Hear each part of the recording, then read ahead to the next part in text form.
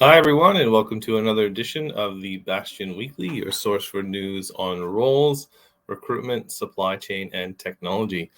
Just in terms of roles today, a couple to mention that we're working on here at Bastian Consulting. We've got a sales director position for a global freight forwarding European headquartered organization that's looking to open a new business entity here in Australia.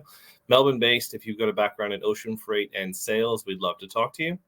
We've got a business development director for a APAC leading supply chain advisory business. This role is based in Auckland. If you've got a background either in contract logistics sales or selling advisory services, we'd love to talk to you about this role. We've got a marketing manager position for a global leading iconic supply chain software provider.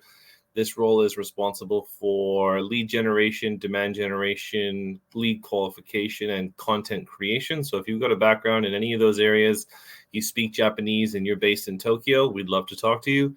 We've got a solutions architect role for a pre-IPO unicorn. If you've got a background in solutions architect, demand planning, S&OP, IBP, this would be a great role for you. Competitive salary and offer. The role is based in Sydney. Give us a buzz. And then the last role I wanted to mention was a senior project manager in automation, Sydney or Melbourne location, working for an APAC leading supply chain advisory firm. So you've got a background in commissioning and installation and overseeing the deployment of intralogistics automation solutions into warehouses. We'd love to talk to you about that role as well. Just a quick note on the recruitment side. I thought it'd be some positive news. I know the last couple of weeks I've been talking about the decline in ads and the decline in the recruitment market here locally, specifically in Australia. Report for the first week of March, we actually saw a small rise in job ads on job boards, which I thought was a great sign that maybe things aren't going to be as bad as we once thought. But again, still too early to tell, but I thought I'd just bring some positivity to the news today. And then just a couple small things on the supply chain side I thought were interesting. Kmart is launching its home brand Anko on the world stage, launching first in Canada.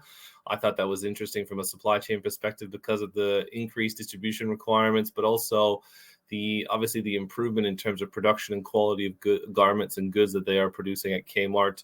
That's a big win for them. So it'll be interesting to see how Anko goes in Canada and then further expansion globally into other markets as well. And then the other one I wanted to quickly mention was Myer is targeting $1 billion in online sales, specifically due to their increased capability and around online order fulfillment.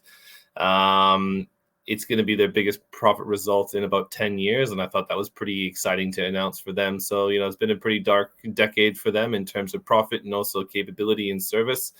It seems like this supply chain is turning around and things are improving. So, let's hope that continues for that organization. So that's all we've got today. Hope you guys have a great rest of the week, and we'll see you next week. Take care. Cheers.